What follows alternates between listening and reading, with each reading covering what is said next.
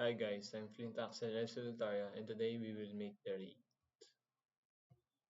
First is in your 2008 server, go to settings, then click rate, then gagawa tayo nito ng 10 dahil kailangan natin sa requirements and isa-set natin siya sa 50 MB and pre-allocate natin. Create ulit. Fast forward ko na lang to hanggang sa maging 10.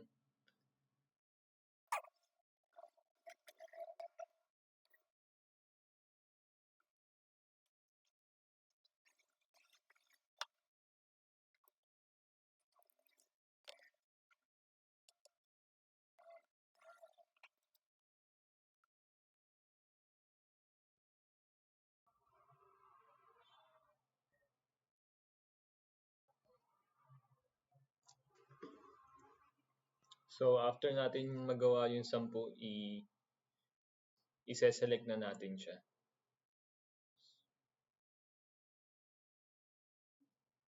So from 1 to 10, then add lang ulit. 2, then 3, then 4,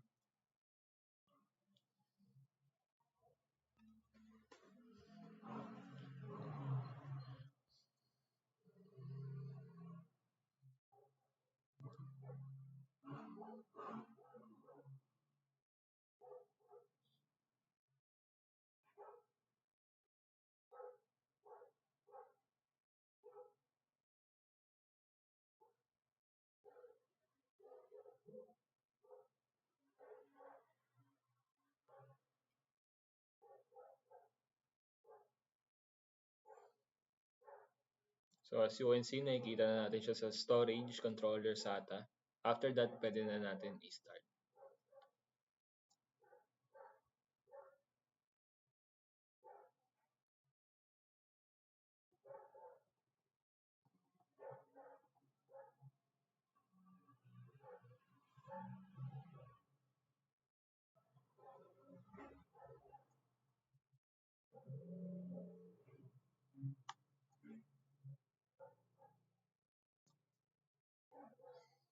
So let's go to administrative tools, then punta tayo sa service manager, then click storage, then punta tayo sa data management, then ito naman yun, okay lang natin to. Gagamit tayo ng master boot record. After that, magsiset na tayo ng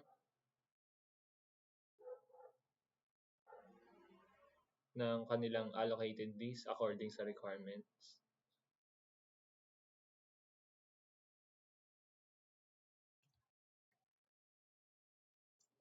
Next lang natin, then add lang natin yan.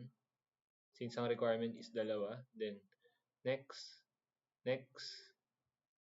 lang natin. Then sa volume label, papangalanan natin siya according sa requirements.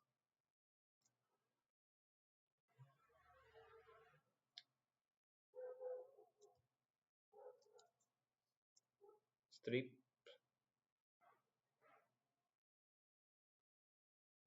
Then finish natin. Yes. After that, wait lang natin mag-load. At makikita na natin and healthy. So after that, na lagay na natin sa strip yung dalawang this one at these two. Next, doon naman tayo sa ibang requirements. Then right click na natin yung these three, pwede rin na natin i-press agad. Then new mirrored volume. Then check natin yung this 4. Add lang natin. Then next lang ulit. Then papangalanan natin siya sa volume label.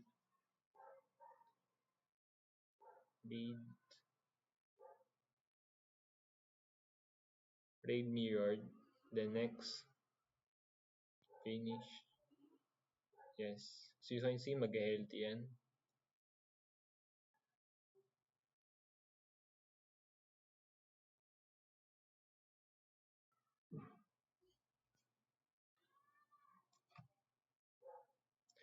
Now let's right click this file, then new span tayo, new span volume, which is ang required dito is tatlong disk. Next lang natin, add natin yung disk 6 tsaka 7.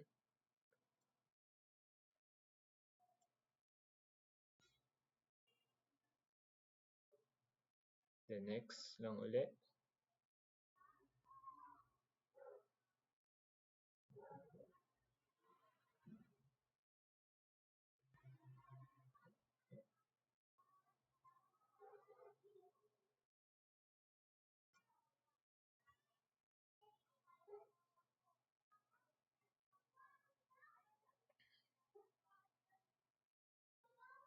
Span. Next lang natin.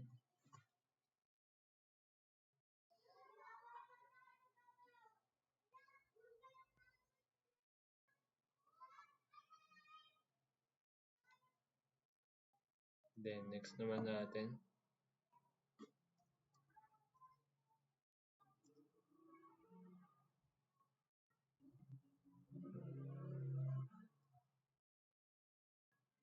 Local disk 8 na tayo. Then new RAID 5 volume. Then add na natin yung natitirang dalawang disk.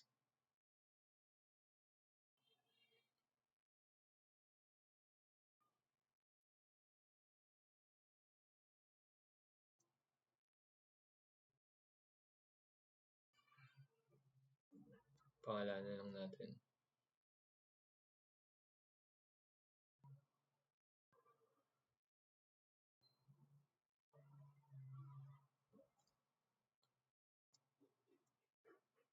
Next, finish. Then wait lang natin mag-load para maging healthy yan at para ma-allocate. And after nya, nagawa na natin yung tatlong yung requirements sa RAID, which is span, mirrored, RAID, and that's it guys. Thank you for watching.